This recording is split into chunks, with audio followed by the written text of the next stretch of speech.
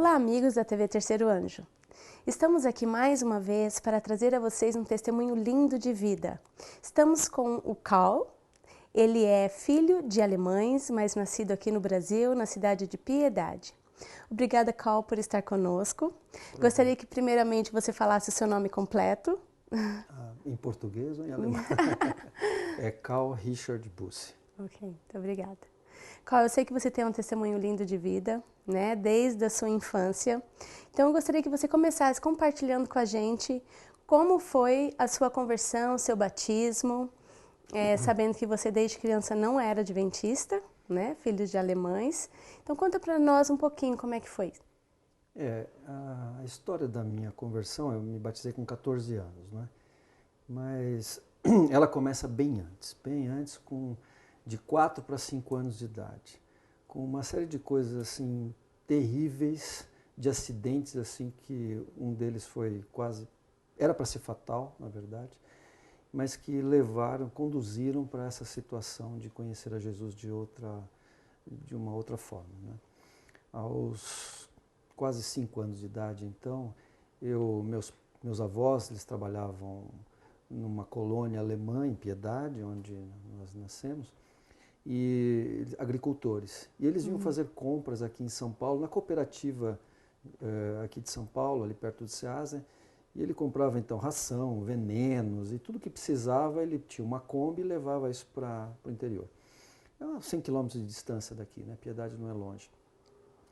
E numa dessas ocasiões, a Kombi ela tinha um porta-luvas comprido, as Kombis antigas, então ele enfiava todo o veneno, que eram pacotinhos pequenos, ele enfiava tudo ali naquele porta-luvas.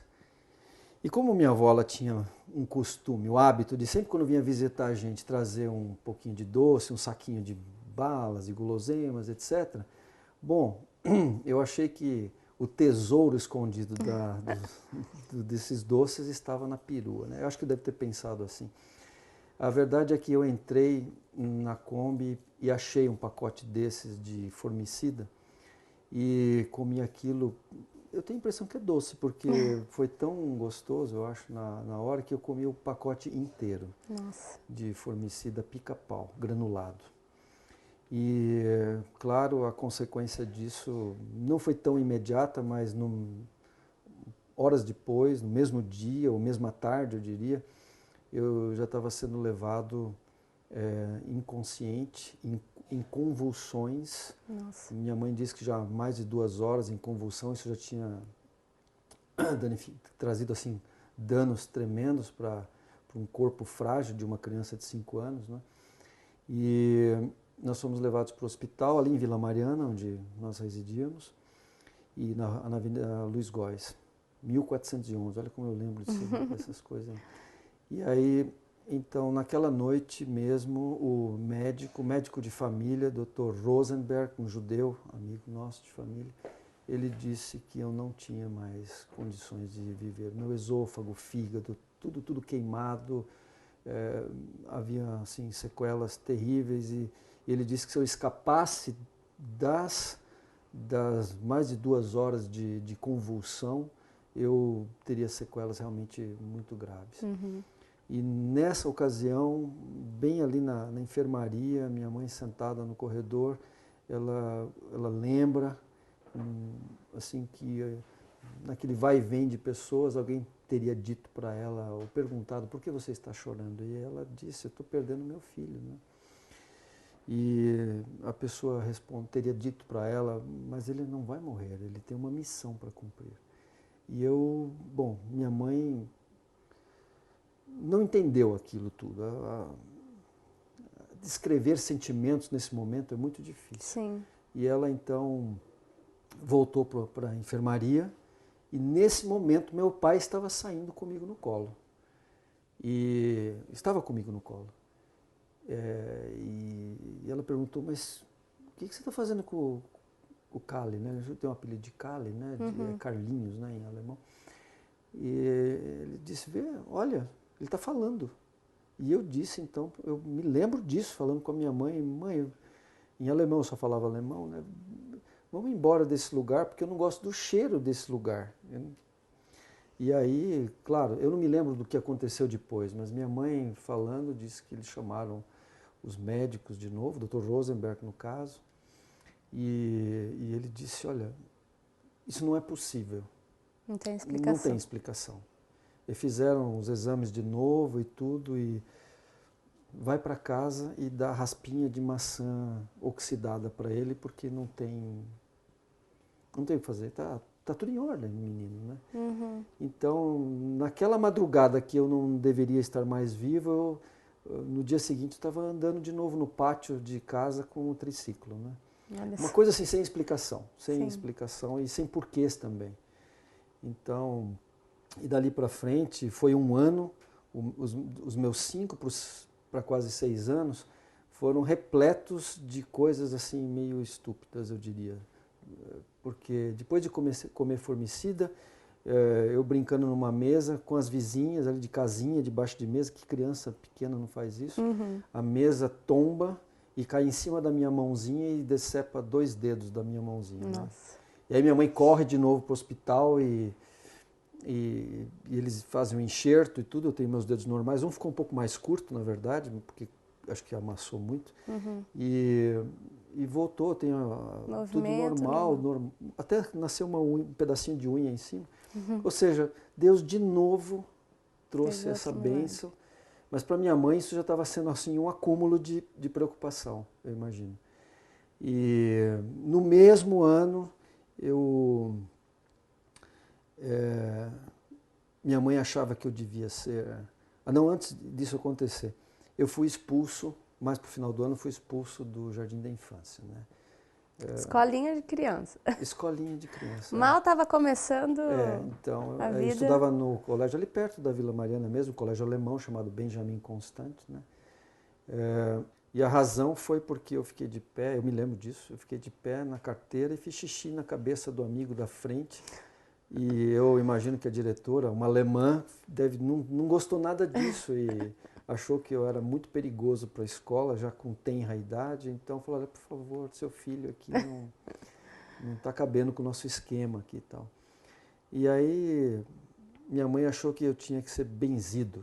Muita gente falando, que não passou né? na cabeça dela. Hoje a gente diria, ele precisa de uma oração especial, né? Mas então, mesmo sendo luterana, mas bastante assim eclética com esse assunto de religião, ela achou que se levasse para Nossa Senhora Aparecida e fizesse uma promessa, alguma coisa assim, eu poderia ser colocado no eixo, né, alguma coisa assim, talvez. Então, fomos para Aparecida, meu pai, minha mãe, minha avó e meu avô. Uns 4 e um garotinho. Ter certeza que você ia ter chegar. certeza que eu ia chegar lá, talvez viva, não sei.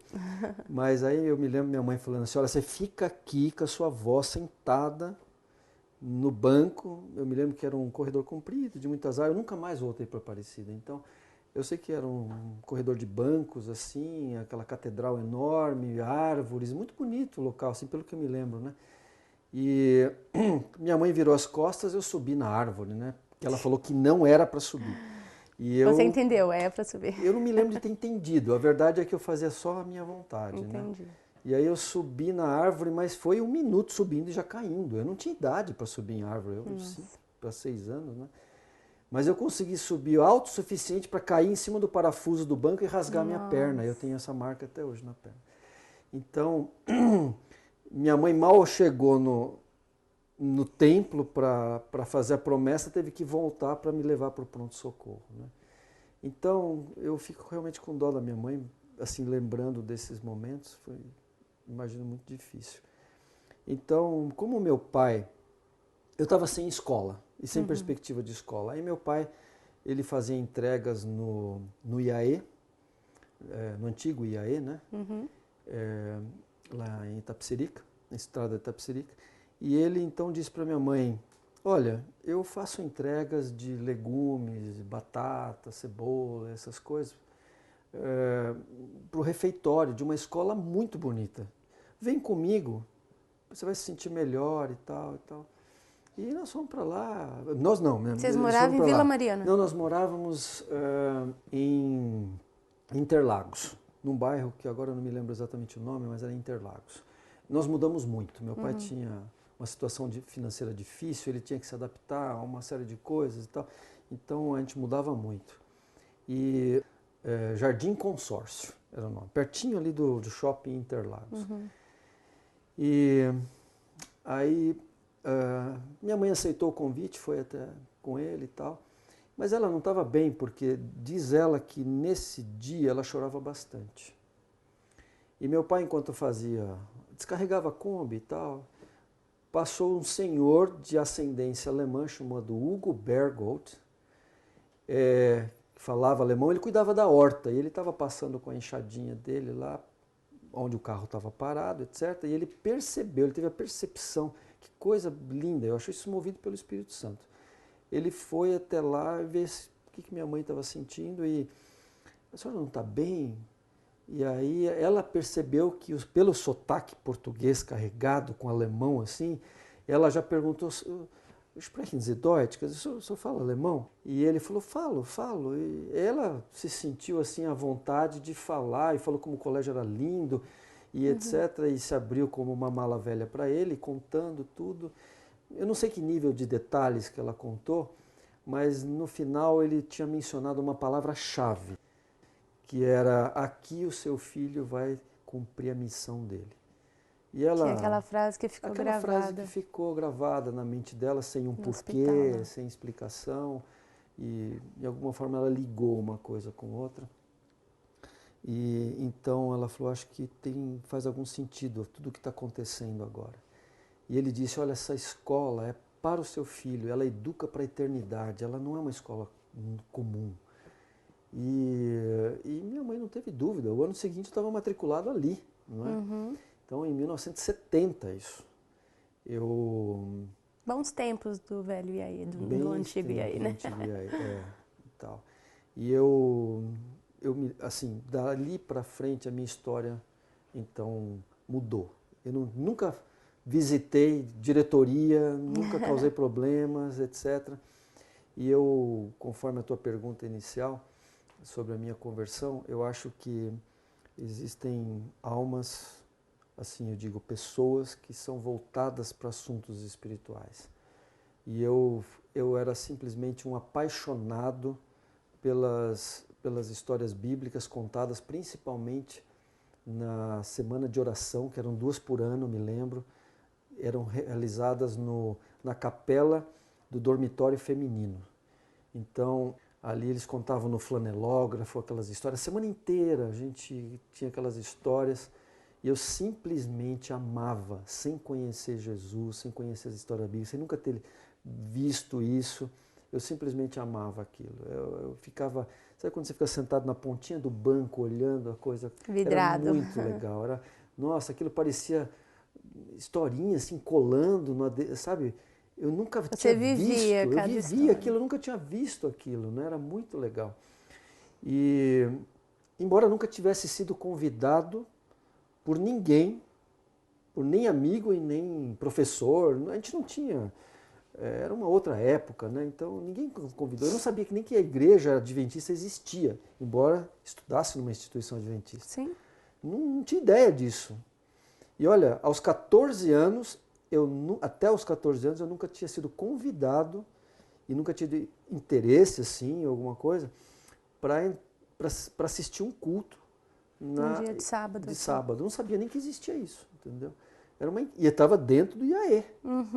Então era uma coisa assim muito interessante. Sim. E foi quando eu fui convidado pela primeira vez, assim que eu me lembro, né, que foi pela primeira vez. A memória infantil, às vezes, nos trai um pouco, mas marcante foi efetivamente quando eu fui, quando o Guilherme Giroto, que estudou comigo 10 anos no IAE, desde o primeiro aninho lá do primário, filho do pastor Ézer, ele me convidou para assistir num sábado, lá no Capão Redondo, um culto. E eu achei aquilo fantástico. E nunca mais saí. Amém. E aos 14 anos, então... Eu me lembro que nessa primeira vez que ele me convidou, o pastor Ézer Giroto não perdeu tempo. Ele falou, seu amigo, vem cá, ele vai almoçar com a gente. E aí ele já começou. O meu primeiro contato com o pastor Ézer foi a explicação de Daniel, capítulo 8. Você foi sozinho ou a sua família sozinho, te acompanhou? Não, sozinho. Porque eles não eram adventistas, meu pai trabalhava, minha mãe estava com aquela história de terreiro espírita, meu pai também e tudo mais. Eles eram luteranos, mas por causa de uma doença dela, isso eu conto uma outra ocasião, ela estava envolvida com o espiritismo, né?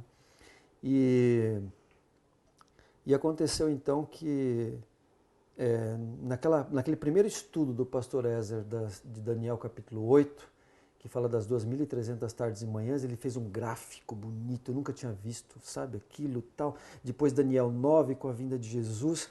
E olha, passamos a tarde ele me dando um estudo.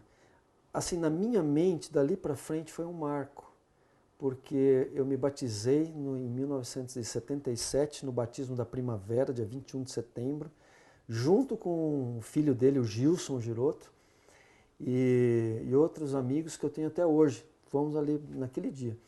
E nunca mais. Me envolvi com a igreja. Aos 18 anos de idade, ou seja, 4 anos depois, nós nos mudamos para a igreja do Brooklyn. O pastor Ezer saiu, foi o ano que o pastor Ezer saiu do Capão Redondo para ir para o IAE, como pastor de IAE, nós fomos para o Brooklyn. E lá, envolvidos também com outros amigos, claro, a coisa vai aumentando. Eu já tinha 5 cargos aos 18 anos dentro da igreja. Era professor de escola sabatina, diretor da escola sabatina dos jovens, dirigia a escola de recuperação de alcoólatras e fumantes, era diretor de clube de desbravadores, e era muita coisa. Você abraçou a obra mesmo. Era apaixonado por isso. Foi aí que eu conheci minha esposa também. Então, essa foi mais ou menos a história, para responder a tua primeira pergunta. Desculpa ser um pouco prolixo. Não, mas muito assim, interessante, tal, né? sim. É que a gente vai buscando isso da memória agora. Sim. É bom, muito bom. E você fez faculdade do quê? Você fez no colégio mesmo? Naquela época tinha faculdade lá? Ou... Eu tinha um sonho de entrar numa faculdade, né? Mas não entrei na faculdade que eu sonhei.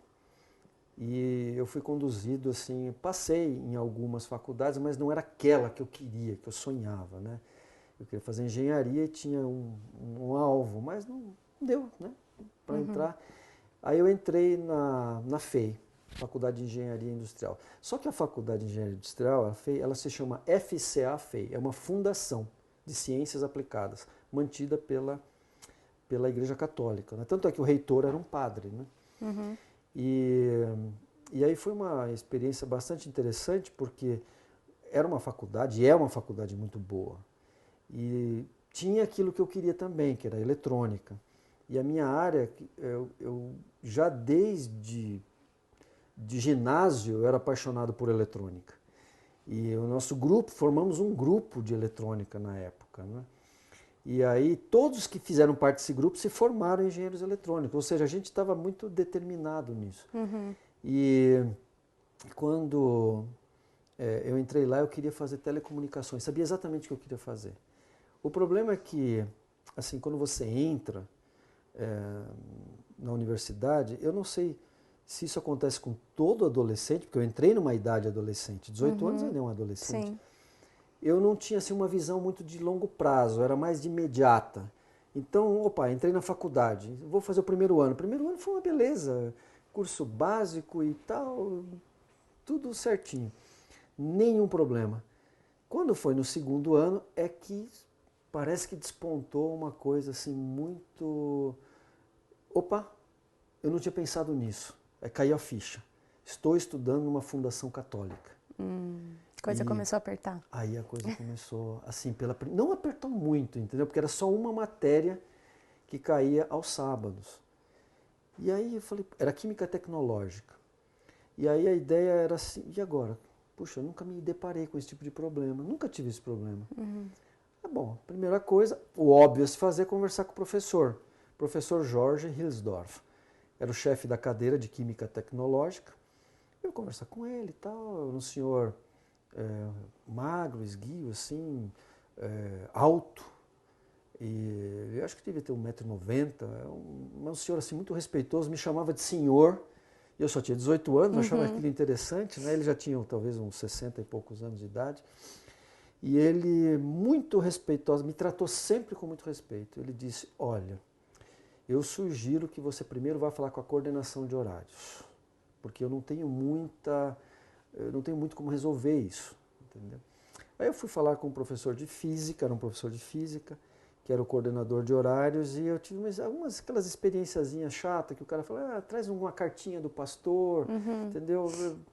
Tem outros amigos que estudam. Eu falei, eu não queria saber nada disso, esse sujeito não resolve o meu problema pelas perguntas que ele está fazendo, né? E pelas saídas que ele está propondo. Então, eu falei assim, não é esse o caminho. Aí eu falei assim, eu marquei uma entrevista com o reitor. Eu falei assim, então, se o professor não consegue, se o coordenador de horários não consegue, eu vou falar com o reitor, não é? O padre. E marquei uma entrevista. É claro, você precisa adiantar todos os assuntos, né? Ele não te atende assim. Sim. Então, marcou, chegou o dia marcado, entrei lá, conversei com ele. Ele também me agiu muito respeitosamente comigo e tal, mas sabia do porquê, tudo. Ele já tinha a solução pronta quando eu cheguei. Expus o meu problema e a primeira coisa que ele fez foi, falou assim, olha, eu sei que você vai fazer eletrônica, né? Eu falei, pois é. Ele falou, senhor, não chamava de você, ninguém chamava de você na época. Então ele puxou uma grade de horários do curso profissionalizante, ou seja, do terceiro ano para frente, eu estava no começo do segundo ano. Ele puxando aquela grade de horários, olha, meu semblante caiu, porque ele estava mostrando a realidade do que seria nos meus próximos anos. Pra você ter uma ideia, assim, eu não me lembro exatamente a quantidade, mas eu via o sábado inteirinho de aulas no profissionalizante. Não era 2, 3, era todo. Aí a coisa começou a complicar, eu estava vislumbrando o que ia acontecer, as dificuldades, né? Agora só estava tendo uma matéria. Então, e ele te mostrou para quê? Para já mostrar a realidade. Mostrar que Assim, você tem certeza que você quer seguir? Exato. Não adianta eu resolver o problema agora, lá na frente. Exatamente, exatamente. Então, aí ficou difícil. Ele foi muito assim, polido. Ele falou assim, olha, adianta eu resolver esse problema para você agora, sendo que você amanhã ali vai estar topando com uma infinidade de outras matérias. Então, está na hora de você ainda poder, em outras palavras, era assim, está na hora de você ainda poder fazer alguma coisa, que não é aqui. Mas adolescente é meio cabeçudo às vezes, entendeu? Eu não conseguia entender. A minha resposta para ele foi assim, olha, Eminência, eu não sei por que eu estou aqui, mas a minha vida é pautada em cima de propósitos, e Deus tem um propósito. Eu não sei o qual, mas... Aí ele falou assim, o que eu posso fazer por você? Aí eu virei as costas e saí sem solução. A verdade foi que eu conversei com o professor Jorge, ele falou, eu também não posso fazer nada. Olha, o que eu posso fazer é abonar tuas faltas. É a única coisa. Pede para um amigo teu assinar. Agora, estuda sozinho e depois vê. Já era uma ajuda, né? Abonar as faltas já era algo que ainda... ajuda, porque isso também me deixava um pouco desconfortável.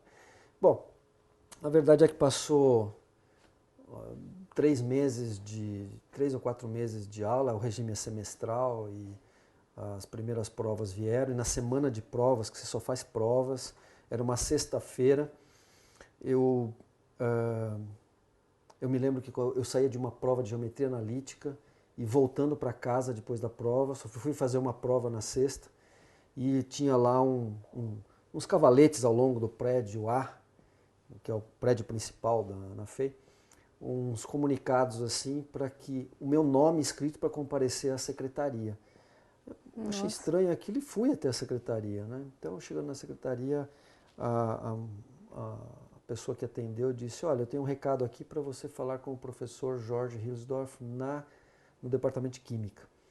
Eu fui. Fui já pensando que eu estava na sexta, no sábado ia ser a prova dele. A primeira prova.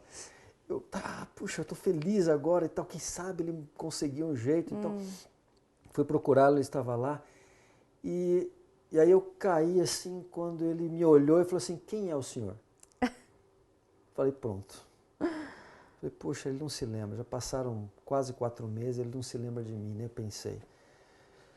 Falei, bom, meu nome é Cal, o senhor colocou lá Cal, ele ficou olhando para mim assim... Não saía nada dele, não saía nada de mim, ficávamos nos olhando. Eu perguntei por quê? O senhor deixou um anúncio lá na secretaria, ele ficou me olhando e disse, sabe o que que é? É que o senhor vai achar meio estranho, ele falou. Mas essa noite eu sonhei com o seu nome e não consegui dormir a noite inteira. E eu não sabia quem é Cal. É meu aluno, como eu dou aula na Poli, dou aula na Mauá e dou aqui na FEI, eu não... Quem é? Não Então, sabia nem de que faculdade que era. não sabia e Nossa. tal. Aí ele falou assim, faz o seguinte, ele pensou quando chegou de manhã, vou ligar para as secretarias das universidades onde eu dou aula e vou deixar um nome. Se for aluno, vai aparecer. E agora o senhor está aqui na minha frente, eu não sei o que fazer com o Nossa. senhor, entendeu? Aí foi muito interessante Uau. isso. Aí eu disse, bom, nós tivemos um contato no início do ano. Eu havia pedido para o senhor para a questão do sábado e tal. Ele disse, agora estou me lembrando do senhor. O senhor falou que não pode fazer aula ao sábado por causa da sua religião, não é? Eu falei, então. E aí, o senhor conseguiu resolver o problema? Ele disse, eu falei, não, contei a historinha para ele e tal. Ele falou, então faz o seguinte, você vem domingo aqui, amanhã acho que é a data da sua prova, então você vem domingo aqui, eu vou fazer uma arrumação no escritório, você faz na minha mesa aqui. Olha. Puxa vida, eu falei, ai. Então, não teve dúvida, Como eu Deus caprichei, trabalha. Deus abriu uma porta. E olha, foram 4 provas no ano, porque é regime semestral, e eu tirei 10 nas 4 provas. Todas as vezes ele fez dessa maneira? Todas Ele as vezes pediu ele pro me senhor? chamava, eu acho que, não sei, Deus foi tocando no coraçãozinho Sim. dele, e eu fiz, e nós nos tornamos amigos. A ponto de Interessante. olha, o que tinha de literatura na época que eu podia comprar e etc., eu fui dando para ele. Eu sei que eu dei o Grande Conflito, eu dei a Vida de Jesus, eu dei o Desejado de Todas as Nações, ela fez o primeiro livro, foi o Desejado de Todas as Nações. E eu não sei se ele lia, mas a verdade é que a gente, quando se encontrava, ele me abraçava. Isso já era uma coisa muito legal. Eu tinha 19 anos na época. E eu levava até geleia da minha avó, de tanto que eu gostava assim Que legal. dele. Então, foi muito bom. E o ano passou. E nessa época foi o ano marcado, foi o ano de 1982, perdão, 1982, isso. O ginásio da FEI ficou pronto. Então eles estavam construindo o ginásio ficou pronto.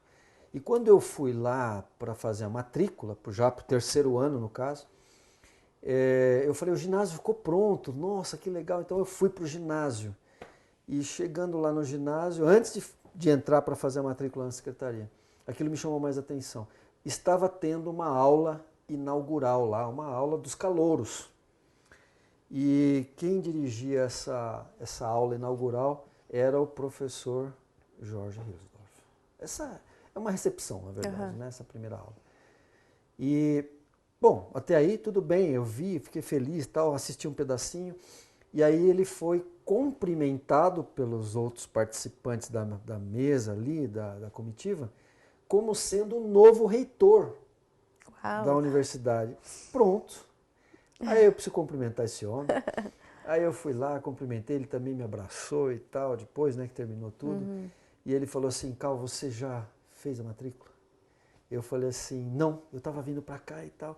Ele disse, então você nem viu a grade ainda de matérias, a grade escolar? Eu falei, não vi nada. Então eu falei assim, ele bateu no meu ombro e falou assim, então você vai gostar. Eu falei, por quê? Eu falei assim, porque enquanto eu estiver na direção dessa faculdade, nenhum adventista do 7º dia ou judeu vão ter problemas ao sábado. Uau, olha. E aí depois que eu estudei 5 anos na FEI. E nunca teve uma aula de sábado. Nunca teve uma aula de sábado. Então eu fiquei pensando, não sei por que Deus fez isso, mas eu não tive problemas. 10 anos, sei lá quanto tempo se passou depois, eu contei esse testemunho pregando numa igreja e tal. Acho que foi na minha própria igreja e alguns feianos apareceram lá na hora de cumprimentar e tal. Eles falaram, Cal, o professor Jorge está lá ainda. E nós não temos aula ao sábado. Amém, Então eu olha achei só. muito bacana isso, sabe? Com Eu achei certeza. que para mim foi muito forte isso. Deus abriu o mar para que eu pudesse fazer a faculdade eu estava ali, não foi, não sei explicar até hoje assim, mas eu consigo entender que a misericórdia, o amor de Deus foi para, não quero dizer que para quem foi fiel, acho que é uma recompensa muito grande por um ato tão pequeno de fidelidade, né? Mas eu acho que foi pela misericórdia de Deus, foi uma coisa muito linda. Com certeza. Pensar que por causa de você, vamos dizer, pela sua fidelidade, né? E através que Deus usou ele também, através do sonho, vocês puderam ter essa amizade, se conhecer, você pôde também ajudá-lo, evangelizá-lo, de alguma maneira, né? Eu não sei, depois eu... Pelo menos o seu papel você fez e lá ele tem à exato. disposição, né, esse material. Eu espero um dia vê-lo no céu, porque eu sei que eu vou Amém. estar lá, e eu imagino que ele vai estar lá também, e eu quero dar um abraço muito apertado nele, entendeu? Sim, esperamos, pela atitude que ele teve, né? É. Acreditamos que realmente Deus tocou o seu coração. Okay. E daí você se formou, e aí você foi viver a sua vida profissional. Olha, eu nem te conto tudo o que aconteceu no meio dessa faculdade, porque eu casei muito jovem, assim, realmente. No último ano de faculdade eu já estava casado. Aliás, no penúltimo ano, no final do penúltimo ano eu estava casado. E no último ano, exatamente um ano depois, no último ano, eu tive problema até de fazer algumas provas que meu filho nasceu. Olha, o primogênito. Mas uma outra ocasião eu conto tudo o que aconteceu aí nesse meio, né? Como Deus foi bom. Mas uma coisa muito legal foi que quando eu me formei, claro, aí começam os primeiros passos na idade profissional, na área profissional, e eu tive uma experiência muito bonita, que eu fui contratado pela Villares para representar uma empresa, trabalhar em conjunto com uma empresa alemã chamada Rohde & Schwarz, para um projeto de guerra eletrônica, um projeto de telecomunicações na área militar, para o nosso exército brasileiro, né? Então existe até um batalhão perto de Sobradinho, chamado CIG, Centro de Instrução de Guerra Eletrônica, onde a Escola de Comunicação do Exército teria um projeto piloto ali, era uma escola, na verdade, na área de radiogoniometria, que é interferência eletrônica, localização eletrônica, etc., né? Então, e como essa empresa Rohde & Schwarz, eles compraram um sistema de lá. E era um sistema que, em função da guerra do Kuwait, do Iraque com o Kuwait, etc., foi muito implementado pela Rohde & Schwarz, tendo assim uma visibilidade militar muito grande para o meio militar. Então o Brasil comprou um sistema desse. Sim. E então nós trabalhamos lá um tempo fazendo então a representação pela Villares, né? Então era a empresa brasileira que representava essa Rohde & Schwarz aqui no Brasil. E nós tivemos numa determinada semana, eu não me lembro a data, mas era uma semana onde o CIG ele se preparou para fazer uma demonstração, é um teatro mesmo, para mostrar para o presidente da República, na época, o presidente Collor, numa visita que ele faria numa sexta-feira, às 10 horas da manhã, onde estariam vários chefes de Estado das Forças Armadas, com participação, inclusive da aeronáutica, com aviões e tal, com caças. Ia ser montado um teatro em que a gente ia apresentar como funciona o sistema de guerra eletrônica. Vocês iam mostrar para o presidente? Para o presidente e para todas as autoridades de Estado-Maior, né? Então foi montado todo um esquema bem bacana, assim, mas de teatro, só com estupins, assim, coisa assim que era um movimento militar para tomada da esplanada dos ministérios. Era só um... Bom, mas aí a gente mostraria como que o sistema atua. Essa é para mostrar para o presidente, quer dizer, foi um investimento alto, como isso seria o funcionamento. E naquela semana, na quarta-feira, nós estávamos testando os protocolos de tudo, como tudo ia funcionar, etc. E às 3 horas da tarde, tudo parou. Havia uma falha no sistema. Ups. Ups mesmo. A coisa foi grave. Foi grave porque na quarta-feira, às 3 horas da tarde, até na sexta-feira, até 5 horas da manhã, quando começou um novo processo, eu praticamente não tinha voltado para o hotel, eu não tinha comido, eu não tinha bebido, eu não tinha dormido, e eu estava num estado assim, na época não tinha internet, não tinha... Era fax, a coisa era fax. Então vinha fax da Alemanha direto para testa isso, testa aquilo, protocolos de teste e tudo mais, a coisa... Eu estava ficando já, sabe, você vai esgotando, exaurindo a tua força mental, física, e aquilo foi acumulando, acumulando ao ponto que chegou na sexta-feira, então às 5 horas da manhã, eu ainda estava acordado, os grupos que me acompanhavam de engenheiros militares, eles iam trocando, eles iam revezando. Mas eu estava ali direto para tentar descobrir o problema. Claro, como que você vai mudar uma coisa que vai chamar tantas autoridades e aquilo não funcionar? Sim. Aquilo seria um desastre. Sim. Então, a Rhodes Schwartz estava... Que responsabilidade. a Rhodes Schwartz estava assim, paranoia com tudo aquilo ali, né? E não podia mandar ninguém a tempo para fazer algum tipo de teste. Então, depois de testado todos os protocolos, não tinha mais o que fazer, aí eu, às 5 horas da manhã, com a equipe que estava comigo, eu ajoelhei dentro de uma cabine para pedir a Deus uma oração simples. O Senhor, como eletrônico dos eletrônicos, sabe o que pode ser feito.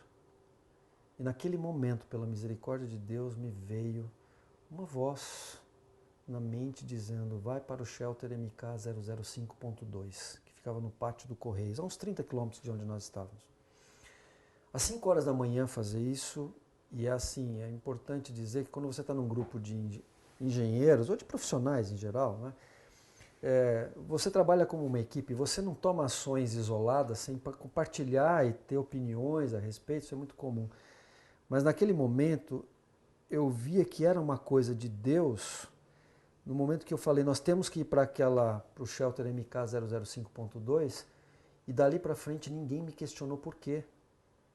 Eu simplesmente, o coronel que estava com a gente, aliás, o coronel não, o Major Brito na época, ele simplesmente mandou chamar a viatura, e naquela hora da manhã nós fomos para lá. Não perguntou nada. E eu também não sabia o que responder se ele perguntasse. Então nós fomos para lá e tem todo um protocolo para você ligar o equipamento, uma sequência, fui fazendo tudo, eles me ajudaram e tal. E no caminho não restava outra pergunta para mim, que pairava na minha mente, que era o seguinte, na minha mente cansada e exaurida: você ficou louco, o que você está indo fazer lá? Eu não tenho o que fazer lá. Não tenho. Se me perguntarem, eu não sei por quê.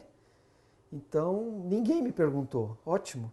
Quando eu cheguei lá e fui armando todas as coisas para ligar simplesmente os equipamentos da cabine, eu falei: o que eu estou fazendo aqui? Eu fiquei louco.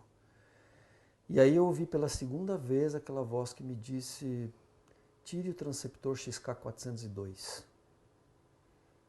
Entrei, simplesmente obedecia, não sabia por quê. Você ouvia de maneira clara? Era um Na pensamento. minha mente, era um pensamento. Era um pensamento. Simplesmente um pensamento, mas muito certo. Assim, dirigido, né? E aquilo, eu obedeci. Eu tirei o transceptor e os outros eram 3. Na época era o capitão Marconi, o Major Brito, e o terceiro eu não consigo me lembrar o nome dele. O único que era... O Major Brito não tinha religião, de origem católica, mas não era uma pessoa assim desvinculada de religião.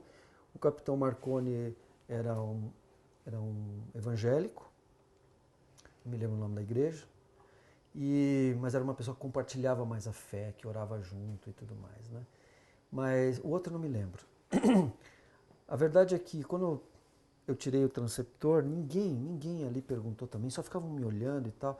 E eu tirei a blindagem, que são muitos parafusos, são centenas de parafusos para tirar a blindagem, tirei a blindagem, e aquilo só me dava tempo de tentar raciocinar alguma coisa, mas sem sentido, não sabia por quê. E quando eu tirei a blindagem, os vários módulos blindados dentro, pela terceira e última vez, aquele pensamento, aquela voz me falou à consciência: tire o módulo de saída do transceptor. E eu fui diretamente no módulo de saída de RF, de radiofrequência, é uma caixinha pequena, tirei a blindagem e dentro tudo queimado. Nossa. E quando eu vi aquilo, olha, você não pode imaginar o que me passou pela cabeça. A única coisa, assim, a primeira coisa que aconteceu foi eu cair de joelhos agradecendo a Deus e pedindo. Só que dessa vez eu não estava sozinho de joelhos. Uau. E aí quando eu orei, eu falei, Senhor, muito obrigado. Mas eu preciso de um spare part, quer dizer, uma reserva técnica disso, para poder fazer funcionar. Porque isso aqui, o protocolo, isso está fora do protocolo de teste. Só para eu entender uma Nitidamente. coisa, forças humanas vocês nunca chegariam ali. Não tinha, porque você segue um protocolo de teste e aquilo estava fora do protocolo de teste. Quando que um sistema inteiro sai fora do ar por causa de um transceptor? Entendi. Não tinha mais de 500 equipamentos lá, em todos os, eram 7 shelters, né, cabines, então não fazia sentido. E por isso que pelos protocolos da Alemanha que eles mandavam, eu nunca chegava no ponto também. Então, era um milagre. E aí eu fiquei na cabine quando um dos oficiais voltou junto com porque ele tinha acesso ao laboratório, e ele trouxe depois de algum tempo, e nós tínhamos lá uma pecinha daquela. E aí colocamos no negócio, no transceptor, voltamos tudo para a posição, etc., ligamos, por volta assim de umas quase 8 horas da manhã, lembrando que às 10 horas da manhã estava agendada a visita. Por volta de umas 8 horas da manhã, nós estávamos com todo o equipamento funcionando como tínhamos deixado às 3 horas da tarde da quarta-feira. Uau! Tudo funcionando. E eu só mandei uma mensagem, Collor assistiu e tudo mais, foi muito legal. E eu só passei uma mensagem por fax bem simples. Alles in Ordnung, tudo funcionando. Entendeu? Tudo em ordem para a Alemanha. E aí não demorou a responder. Lá eles têm eram umas 4 ou 5 horas de diferença na frente, o horário, sexta-feira. Eles estavam muito preocupados com os resultados do que ia ser aquilo. Eles estavam, acho que ninguém da diretoria lá foi descansar. E então veio uma mensagem de lá dizendo que eu precisaria estar na terça-feira seguinte na Alemanha para dar os esclarecimentos do que estava acontecendo. E não foi diferente. Fui para lá na semana seguinte e como é que a gente fala, num grupo de engenheiros com diretores, pessoal de software, hardware, engenheiros de startup, etc., para ver o que aconteceu. Então, horas de reuniões, eles perceberam que era um problema de protocolo de software. Algumas pessoas foram até mandadas embora por conta disso, né? Mas no final o Dr. Huber, que era um dos diretores da Rohde & Schwarz, ele ficou comigo e disse: como você descobriu isso? Como você chegou nesse negócio? Porque podia ter morrido aí sem solução. Sim. E aí eu falei assim mais reservadamente para ele, né, o que tinha acontecido, e ele só ficou me olhando. Eu não sabia nada do coração dele. Sim. E a única coisa que ele pôde me dizer, ele me deu os parabéns e falou assim: eu gostaria muito que você aceitasse fazer uma garantia estendida de 6 meses para esse projeto, chamado Morcego, era o nome do projeto, e ficasse lá mais 6 meses com essa garantia estendida que o Exército nos pediu por conta desse problema, e depois viesse trabalhar para a gente aqui. Olha. Porque eu trabalhava como empregado da Villares, né? E aí eu assim, me senti muito honrado com isso. E não foi diferente. 6 meses lá em Brasília, fizemos o que nós tínhamos que fazer e depois mudamos para a Alemanha e já tínhamos lá o empreguinho certo, tudo. E eu me senti assim, eu sempre disse para os meus filhos, né? Eu já tinha os meus filhos na época, eu disse para eles: olha, Deus é tão bom que foi guiando as nossas coisas até aqui. Quando você honra a Deus, não é necessário, não dá para cobrar isso, mas Ele me honrou de uma maneira maravilhosa. Né? Deus, Ele é fiel, né? Incrível. Quando um filho realmente se entrega, né? Que foi o que você falou. Você fez a oração para esse pai, agora é contigo, não dá mais. Por aqui não dá mais. E aí Ele age de maneira, né? Falou através de pensamentos. Foi levando você a um problema que... Roseli, que não precisava nada disso. Eu só não entendo por que ele fez. Entendeu? Porque são respostas que a gente vai ter lá no céu, né? Eu já contei testemunhos desses, por exemplo, para algumas pessoas que ficaram olhando e falando assim: mas por que ele não faz isso na minha vida? Eu falei: cara, eu não posso te responder isso, eu não sei. Mas a verdade é que ele fez comigo, talvez, obviamente por misericórdia, mas eu não sei por que ele fez, não sei te responder isso. Nada que eu tenha feito poderia ter movido ele a fazer isso, entendeu? Então eu só não sei explicar por quê. Mas a verdade é que ele fez, e por misericórdia. Não há outra explicação para isso. Né? E esse testemunho está sendo dividido, está sendo levado a outras pessoas, né? Então, assim, nada que acontece na nossa vida, que quando Deus age, deve ficar calado. Temos que compartilhar com nossos amigos, seja ela pequena, seja grande, como foi essa, né? Nós temos que dividir, porque nós adoramos a um Deus, nós temos um Deus que realmente age de verdade na nossa vida. Tanto na questão da escola com o reitor, através de um sonho, que o reitor não sabia nem de qual faculdade você era, como com esse aí para resolver um problema que jamais por forças humanas vocês chegariam lá, né? E ele resolveu.